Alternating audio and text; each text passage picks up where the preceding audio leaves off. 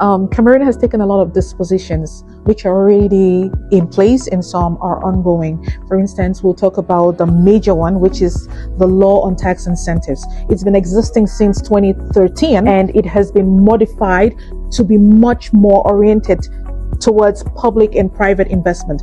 There is more potential in this, and it is sector-based. When it comes to digitization, trying to simplify tax procedure, and ongoing, they're right now trying to see how they can bring up reforms that can neutralize taxes. The reforms on economic disaster zones, right, which the Ministry of Finance had put in place. So if you invest in a region like in the Northwest region or in the Southwest region where they have crisis right now, or in the northern part of Cameroon, you're going to have a series of advantages.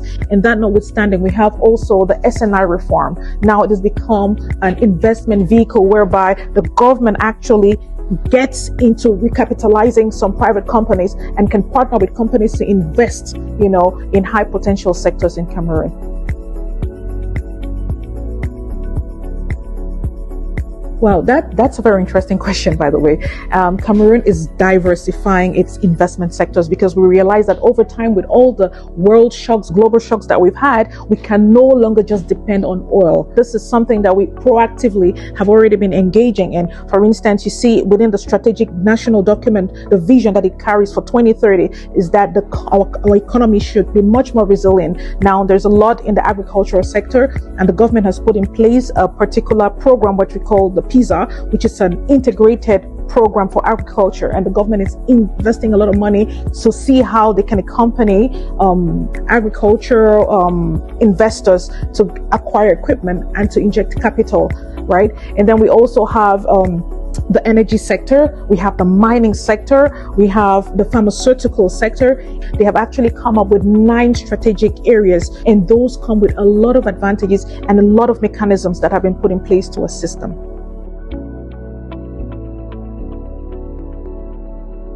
Wow. If we only talk about the good things that the government is doing and putting in place and do not acknowledge that we have difficulties, then I don't think our report and our conversation is genuine. A lot of investors are still complaining about administrative bottlenecks. They're complaining about the legal system, which is not really clear for them. And these things, they're there.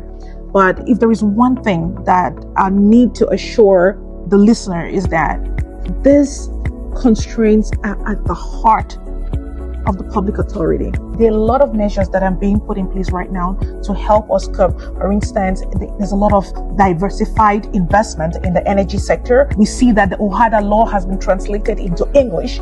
We see that I think a few weeks back, some magistrates were being taught on litigation, and the government is also improving on arbitration and encouraging arbitration. So these constraints exist.